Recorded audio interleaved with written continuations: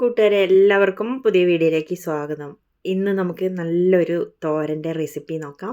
ചെറുപയർ വെച്ചാണ് ഇത് തയ്യാറാക്കിയിട്ടുള്ളത് കേട്ടോ. നല്ല കളർഫുള്ളായ ഹെൽത്തി ആയിട്ടുള്ള ഒരു തോരനാണ്. എല്ലാവരും ഇത് കണ്ടു നോക്കൂ. വീഡിയോ ഇഷ്ടപ്പെട്ട ലൈക്ക് ചെയ്യണം. സബ്സ്ക്രൈബ് ചെയ്യാത്തവർ ചെയ്യാൻ മറക്കല്ലേ. കൂടെ ഹൈപ്പും കൂടി ചെയ്തേക്കണം കേട്ടോ. ആദ്യമായിട്ട് നമുക്ക് കുറച്ച് ചെറുപയർ തലേദിവസം വെള്ളത്തിലിട്ട് കുതിർത്തെടുക്കണം. അല്പം മുളപ്പിച്ചതായാലും സൂപ്പറാണ്. കൂടുതൽ പോഷക ഗുണങ്ങളുണ്ടാവും. എല്ലാവർക്കും അറിയുന്ന കാര്യമാണ്. ചെറുപയറിൽ പ്രോട്ടീൻ മാത്രമല്ല കാൽസ്യം നല്ലപോലെ അടങ്ങിയിട്ടുണ്ടെന്നാണ് കേട്ടോ പറയപ്പെടുന്നത്. എല്ലിൻ്റെ ആരോഗ്യത്തിനൊക്കെ വളരെ ഉത്തമമാണ്. കുട്ടികളുടെ എല്ല് വളർച്ചയ്ക്കൊക്കെ ഇത് വളരെയധികം ഗുണം ചെയ്യും. മുതിർന്നവർക്കും വളരെ ഹെൽത്തി ആയിട്ടുള്ള ഒരു ഫുഡാണിത്. ആദ്യമായിട്ട് ഈ ചെറുപയർ തലേദിവസം വെള്ളത്തിലിട്ട് വെച്ചത് കഴുകി വൃത്തിയാക്കിയെടുത്ത് കുക്കറിലേക്ക് ഇട്ട് കൊടുത്തു. എരിവിന് ആവശ്യത്തിനുള്ള പച്ചമുളകാണ് ഞാൻ ചേർത്ത് കൊടുത്തത്. അത്യാവശ്യം എരിവിനുള്ളതാണ് ചേർത്തിട്ടുള്ളത് കേട്ടോ. ഇനി നമ്മൾ അരപ്പിലൊക്കെ ചേർക്കാറുണ്ട്. അതിലേക്ക് കുറച്ച് വെളുത്തുള്ളി ഇട്ട് അത് വേവാനായിട്ട് വെച്ചു. ഇനി ഒരു മിക്സിയുടെ ജാറിലേക്ക് ഒരല്പം തേങ്ങ ചിരവിയെടുത്തു. ഇനി അതിലേക്ക് ഒരു അരപ്പ് വേണം കേട്ടോ. ജസ്റ്റ് ഒന്ന് ചതച്ചെടുത്താൽ മതി. ഇതെല്ലാം കൂടി അരച്ചൊന്നും എടുക്കണ്ട. ഒരല്പം ജീരകമാണ് ചേർത്ത് കൊടുത്തിട്ടുള്ളത്. ഇനി വേണ്ടത് ചെറിയുള്ളിയും 2 കറിവേപ്പിലയും കൂടി ഇട്ടിട്ടുണ്ട് കേട്ടോ. ചെറുപയർ വേവിക്കാനായിട്ട് വെച്ചപ്പോൾ ഒരു 5-10 വെളുത്തുള്ളി അല്ലി ചേർത്തിട്ടുണ്ട്.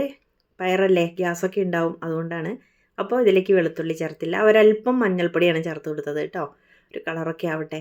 എന്നിട്ട് നമുക്കിതൊന്ന് ജസ്റ്റ് ഒന്ന് ചതച്ചെടുക്കണം. ചെറിയുള്ളിയൊക്കെ 2-3 അല്ലിയൊക്കെ ഇട്ടാൽ നല്ല ടേസ്റ്റ് ആയിരിക്കും കേട്ടോ. അതായത് ഇതേപോലെ ജസ്റ്റ് ഒന്ന് ചതച്ചെടുത്ത് വെച്ചാൽ മതി. കണ്ടില്ലേ?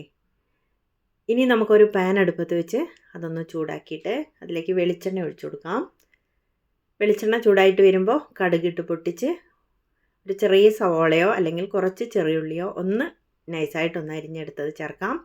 പിന്നെ വേണ്ടത് ഒരു ചെറിയ കഷ്ണം ക്യാരറ്റും ഒരു ചെറിയൊരു കഷ്ണം കിഴങ്ങുമാണ്. അതൊന്ന് നൈസായിട്ടൊന്ന് കട്ട് ചെയ്തു. സ്ക്വയറായിട്ടൊന്ന് നൈസായിട്ടൊന്ന് കട്ട് ചെയ്തു.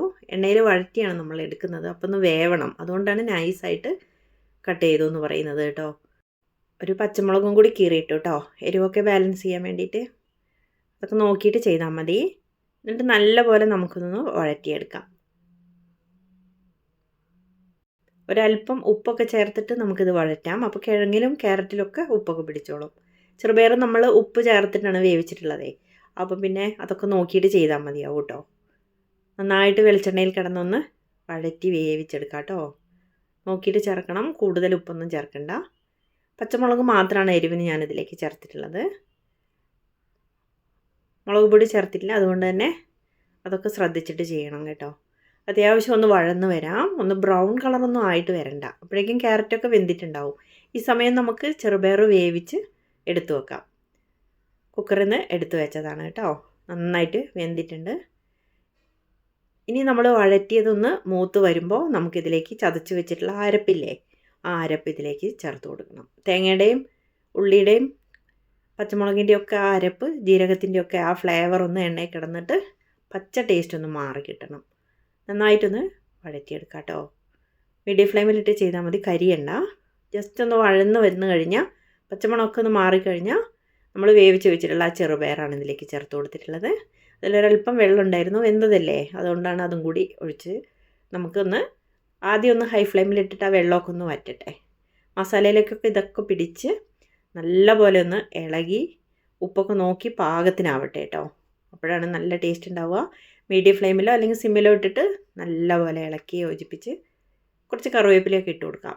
എന്നിട്ട് നന്നായിട്ടൊന്ന് ഇളക്കി യോജിപ്പിച്ച് എടുത്തു കഴിഞ്ഞാൽ കുട്ടികൾക്ക് ലഞ്ച് ബോക്സിലൊക്കെ കൊടുക്കാൻ ഇത് സൂപ്പറാണ്. നല്ല ഹെൽത്തിയാണ്. ചോറിൻ്റെ കൂടെയും ഒക്കെ കഴിക്കാം, ചായയുടെ കൂടെ എന്തോ വേണമെങ്കിൽ നമ്മൾ ദോശയുടെ കൂടെയൊക്കെ കഴിക്കുമ്പോൾ ഇതൊക്കെ കഴിക്കാം കേട്ടോ. ഒരു അടിപൊളി ഹെൽത്തി തോരനാണ്. എല്ലാവരുടെയും അഭിപ്രായം പറയൂ, ഉണ്ടാക്കി നോക്കണേ. വീണ്ടും നമുക്ക് മറ്റൊരു വീഡിയോയുമായി കാണാം കേട്ടോ.